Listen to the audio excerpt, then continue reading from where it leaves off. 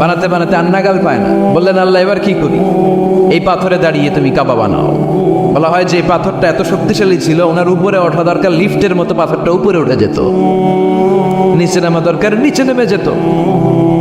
আবার এই পাথরের জায়গাটাকে আল্লাহ তাআলা নামাজের মুসল্লা বানিয়ে দিয়েছে, আমাদের জন্য নামাজের মুসল্লা। ওয়াত্তাখিযু মিন মাকামি ইব্রাহিমা মুসাল্লা। আল্লাহ বললেন গোটা বিশ্বের সব মুমিনদের জন্য মাকামে ইব্রাহিমরা আমি মুসল্লা বানিয়ে দিলাম। বিশ্বনবী যখনই তাওয়াফ করে 2 রাকাত নামাজ পড়তেন, মাকামে ইব্রাহিমের সামনে এসে 2 রাকাত সালাত পড়তেন। আমরাও যারা তাওয়াফ করি, প্রতিটা তাওয়াফের পরে এই মাকামে ইব্রাহিমের সামনে এসে নামাজ পড়তে হয়, জানেন না? পড়ছেন না আপনারা? হাজিরা পড়তে হয়। এই পাথরটা এখনো আছে। দেখেন, ওনার স্মৃতিকে চির অম্লান করার জন্য, সাইয়েদনা ইব্রাহিমের শিক্ষাকে চিরস্মরণীয় করে রাখার জন্য ওনার ফুটপ্রিন্ট, পায়ের ছাপ যে পাথরে লেগেছে, এই পাথরটাকে কাবা ঘরের একেবারে পাশে 11 মিটার উঁচু একটা ছোট্ট গ্লাস ফিটিং করা, ডিজাইন করা মিনারার ভেতরে ওইখানে স্থাপন করা। যারা তাওয়াফ করে ওইটার পাশ দিয়ে তাওয়াফ করতে হয়, আর তাওয়াফ শেষ হলে ওইটার সামনে 2 রাকাত নামাজ পড়তে হয়। বরকত আছে না নাই?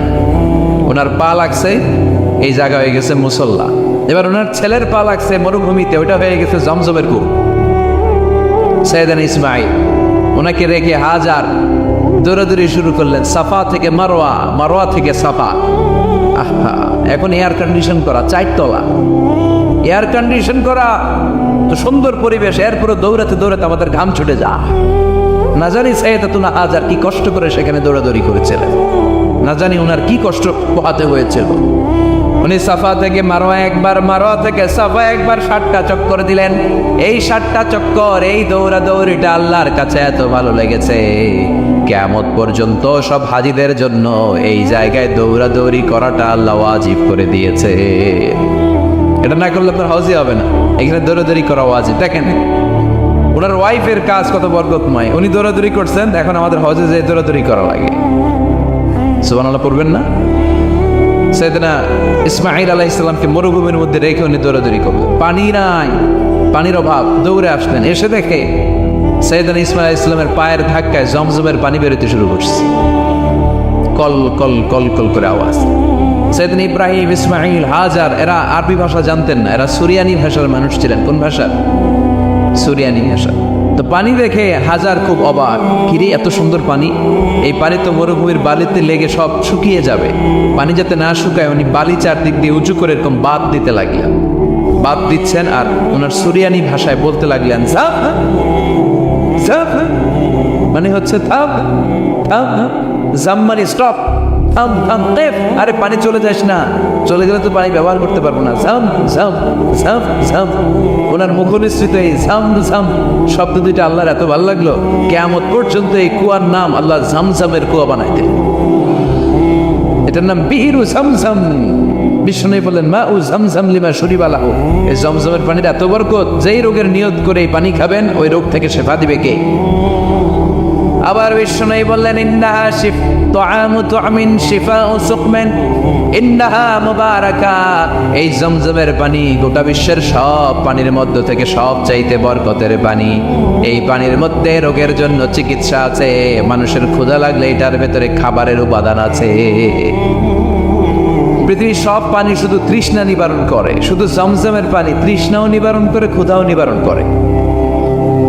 জাপানের কিছু জিওলজিস্ট, ভূতত্ত্ববিদ গবেষণা করে পেয়েছে এই পানির মধ্যে ফুড সাপ্লিমেন্টারি আছে, মানে খাদ্যের পরিপূরক।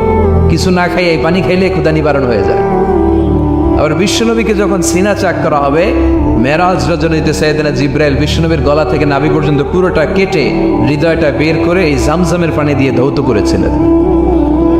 তার মানে এই ফ্যামিলি যেইখানে হাত লাগাইছে ওইখানে বরকত আছে না নাই? যেখানে হাত ওইখানে বরকত। বাবা পা লাগাইছে মাকাম ইব্রাহিম, ছেলে পা লাগাইছে জমজমের কুয়া, হাজার দৌড়াদৌড়ি করেছে, আস-সা'য়ু বাইনা সাফা ওয়াল মারওয়া হজের মধ্যে ওয়াজিব করে দিয়েছে কে? আবার আল্লাহ বললেন ওয়াজআলনা ফি যুররিয়াতিহিন নুবুওয়াতা ওয়াল কিতাব, আমি খুশি হয়ে এই ইব্রাহিমের বংশের মধ্যে নবুয়ত দিয়েছি, আবার কিতাবও দিয়েছি। সুবহানাল্লাহ বলেন। তিনি নবুয়ত দিয়েছেন। পৃথিবীতে যত নবী আসছে সব সাইয়েদনা ইব্রাহিমের নাতিপুতি। সব কি বিশ্বাস হয় না? এই পৃথিবীতে যত পয়গম্বর এসেছেন তার 99.99% নবীরাই ওনার ছেলে আর নাতিপুতি। চিল্লায় পড়েন আল্লাহু আকবার। এজন্য ওনারে বলা হয় আবুল আম্বিয়া, father of the all prophets, সব নবীদের বাবা। ওনার বয়স যখন 86 তখন আল্লাহ সাইয়েদানা ইসমাইলকে দিলেন। বয়স যখন 100 তখন সাইয়েদানা ইসহাক আলাইহিস সালামকে আল্লাহ দিলেন। এইদিকে ইসমাইল, এদিকে সবাই বলেন এদিকে, এদিকে সবাই বলেন এটা এটা ইসহাক। পৃথিবীতে যত নবী এসেছে সব ইসহাকের চ্যানেলে এসেছে। এই সাইয়েদানা ইসহাক আলাইহিস সালামের চ্যানেলে এসেছে। সাইয়েদানা ইসমাইলের চ্যানেলে নবী নাই, কোনো নবী নাই, নবী ছাড়া চ্যানেল।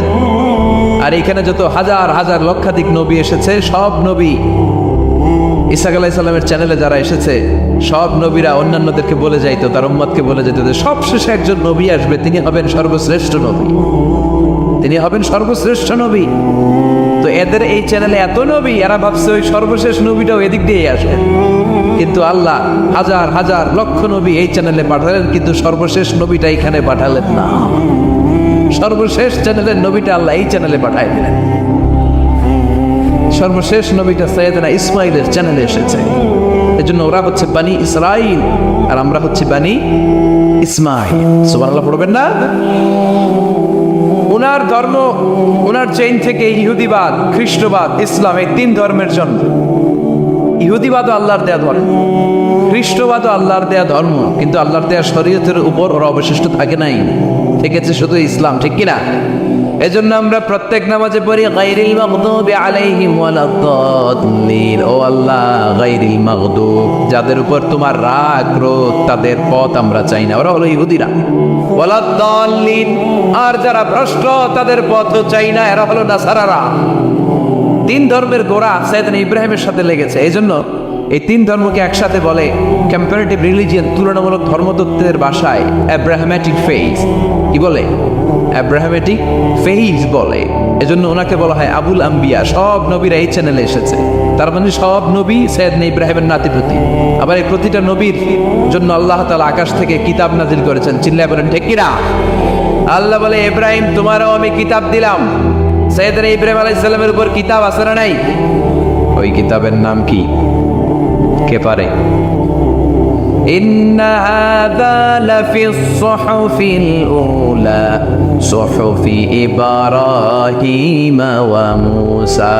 সুহুফি ইব্রাহিম, সাইয়েদনা ইব্রাহিমকে আল্লাহ তাআলা সহিফা দান করেছেন। চিল্লায় পড়েন আল্লাহু আকবার। আবার এই নবীর নামে আল্লাহর কোরআনে একটা সূরা আছে না নাই? কথা কন, কি নাম সূরা? সূরা আলিফ লাম রা। কিতাবুন আনজালনাহু ইলাইকা লিতুখরিজান নাসা মিনাল যুলুমাতি ইলান নূর। সুবহানাল্লাহ পড়েন। আলিফ লাম রা, I have revealed this holy and sacred book unto you in order to lead the mankind out of darkness into the light. ও নবী, আমি কিতাবকে আপনার কাছে পাঠিয়েছি অন্ধকারাচ্ছন্ন মানুষগুলোকে অন্ধকার থেকে আলোর দিকে নিয়ে যেতে। এই কোরআনের ভেতরে আলো আছে না নাই? সবকিছুর সমাধান আছে না নাই? সমাধান চাও যদি জীবনে মরণে ফিরে যাও, খুঁজে নাও চোখ রাখো কোরআনে। সুবহানাল্লাহ পড়েন। চোখ রাখবেন কোথায়? নাকি মোবাইলে, না টিভিতে, না এটিএন বাংলার পর্দায়? আসিতেছে আগামী শুক্রবার রঙিন পর্দায়। চোখ রাখুন এটিএন বাংলায়। এটিএন বাংলায় চোখ রাখবেন। কই রাখবেন? সমাধান চাও যদি জীবনে মরণে ফিরে যাও, খুঁজে নাও চোখ রাখো কোরআনে। ঠিক কিনা? If you want the solution this dunya and akhirah, go back, have a look to the holy Quran. সুবহানাল্লাহ পড়েন। কি নবী আল্লাহ বানালেন, ওই নবীর নামে আল্লাহ একটা সূরা দিলেন। আবার আল্লাহ বললেন, ও দুনিয়ার মুসলমানেরা শোনো, তোমাদেরকে মুসলমান বলে নাম করেছে সাইয়েদনা ইব্রাহিম। ঠিক কিনা? আবার এই নবী সাধারণ কোন নবী নয়, এই নবী হলো তোমাদের জাতির পিতা।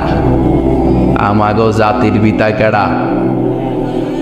কথা কন আরো জোরে, সবাই মিলে বলে মিল্লাতা আবিকুম ইব্রাহিম হুয়া সাম্মাকুমুল মুসলিমিন। মিল্লাতা আবিকুম ইব্রাহিম, তোমাদের জাতির পিতার নাম, আমাদের জাতির পিতার নাম ওয়া সাম্মাকুমুল মুসলিমিন, তিনিই তোমাদেরকে মুসলমান নামকরণ করেছেন।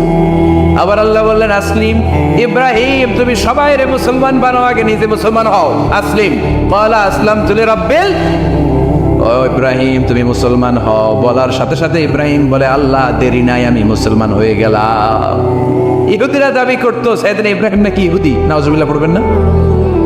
খ্রিস্টানরা দাবি করতো সাইয়েদনা ইব্রাহিম নাকি খ্রিস্টান।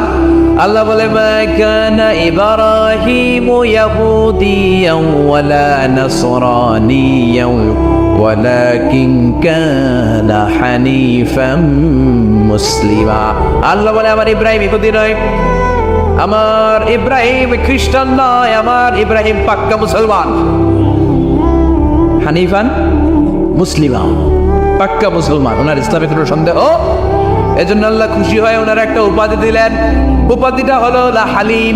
ইন্না ইব্রাহিম লা হালিমুন আওয়াব মুনিব, আমার ইব্রাহিম সহনশীল, আমার ইব্রাহিম ভদ্র। সুবহানাল্লাহ বলেন।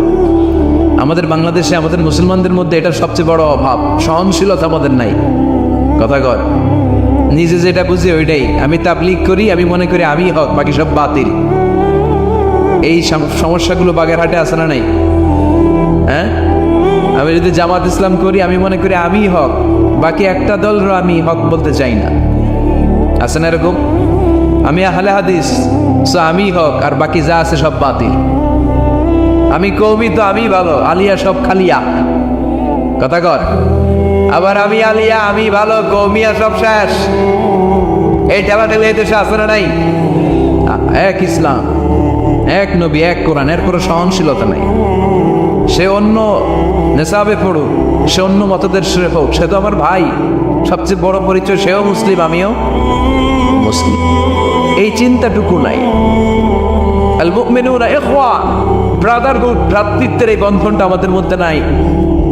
আমরা একে অপরকে গালিগালাজ করতে দেরি করি না, একটু চিন্তা করি না। কাফের বলে ফতুয়া দিতেও দেরি করি না। কথা কর, ফতুয়া আছে না নাই?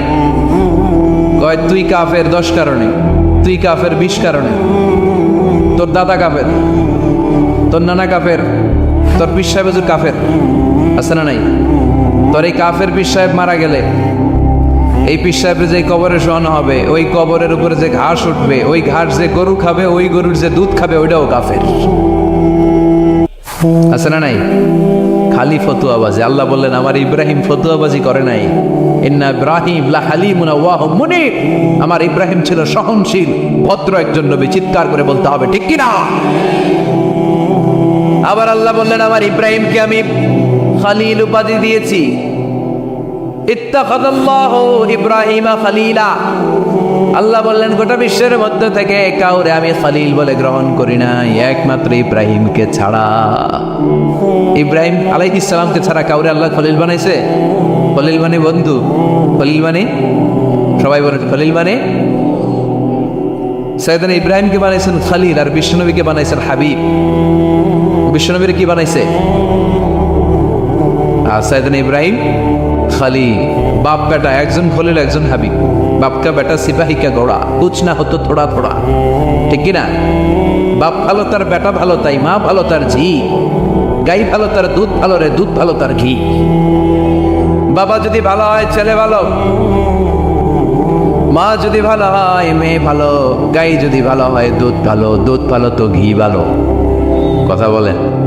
যেমন বাপ তেমন বেটা। বাবা হলেন খলিল, ছেলে হলো হাবিব। খলিল মানেও বন্ধু, হাবিব মানেও বন্ধু। খলিল মানে এমন বন্ধু যেই বন্ধু আল্লাহরে খুশি করার জন্য কাজ করে। কথা বুঝতে হবে। খলিল মানে এমন বন্ধু যে বন্ধু আল্লাহরে খুশি করার জন্য কাজ করে। আর হাবিব মানে এমন বন্ধু যে বন্ধুরে খুশি করার জন্য আল্লাহ নিজেই কাজ করে। কার দাম বেশি? হাবিবের দাম বেশি। সুবহানাল্লাহ কইবেন না? এই বাপ বেটার মধ্যে অনেক দিক দিয়ে মিল আছে না নাই? সাইয়েদনা ইব্রাহিম বাবা, বিশ্বনবী ওনার অধস্তন সন্তান, এই বাপ বেটার মধ্যে অনেক মহব্বত আছে না নাই? মিল আছে না নাই? আমি কোরআন হাদিস ঘেটে 7টা মিল পেয়েছি। কয়টা? সাইয়েদনা ইব্রাহিম আর বিশ্বনবীর মধ্যে 60টা মিল